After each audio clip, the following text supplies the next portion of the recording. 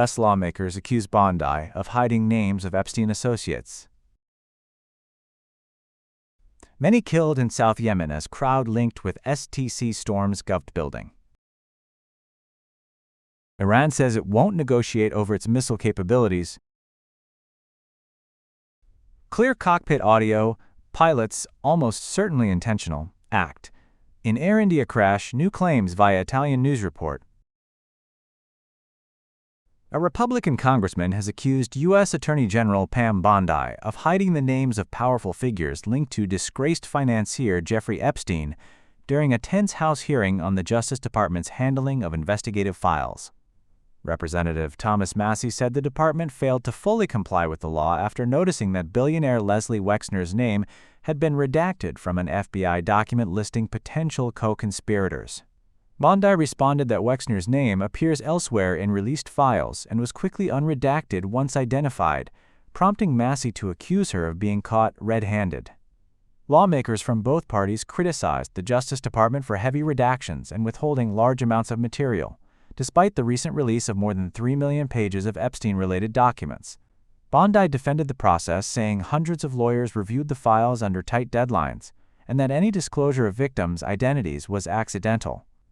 The hearing grew heated as Bondi traded barbs with committee members, at one point accusing Democrats of political theatrics while reaffirming her commitment to protecting victims.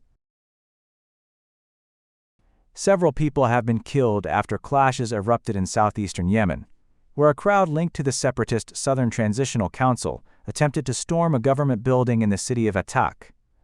Authorities in Shabwa Governorate say armed fighters opened fire on security forces during Wednesday's attack, prompting a response from military units. Hospital officials report at least 5 people were killed and 39 others injured, as forces dispersed the demonstrators. Local sources say the group had organized a march before heading toward the government compound, allegedly trying to remove the national flag. The violence comes just days after Yemen's internationally recognized government announced a new cabinet aimed at stabilizing the deeply divided country. Officials have warned they will pursue anyone responsible for inciting the unrest and urged citizens not to join armed actions. Iran has declared its missile program a non-negotiable red line as the country prepares for another round of talks with the United States aimed at preventing conflict. Ali Shamkhani, an advisor to Iran's supreme leader, said the Islamic Republic will not discuss its missile capabilities, despite Washington's long-standing push to include the issue in broader negotiations. The statement follows indirect U.S.-Iran talks held last week in Oman amid rising regional tensions and an expanded American naval presence.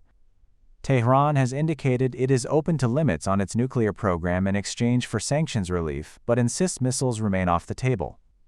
Meanwhile, Israeli Prime Minister Benjamin Netanyahu is expected to urge President Donald Trump to ensure any future deal with Iran includes restrictions on Tehran's missile arsenal.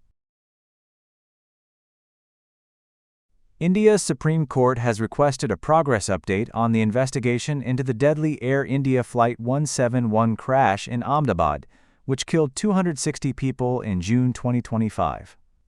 Meanwhile, an Italian newspaper has reported that investigators may conclude the crash was caused by a pilot intentionally turning off the aircraft's fuel switches. The report claims no technical fault has been found, suggesting human action led to the disaster. Cockpit voice recordings reportedly helped identify which pilot moved the switch from run to cutoff. The pilot commander, Sumit Sabharwal, who died in the crash, is said to be at the center of the findings, though it remains unclear if the final report will assign direct blame. Pilot associations and Sabharwal's family have criticized the claims, urging investigators to also examine the aircraft manufacturer, airline procedures, and other possible factors.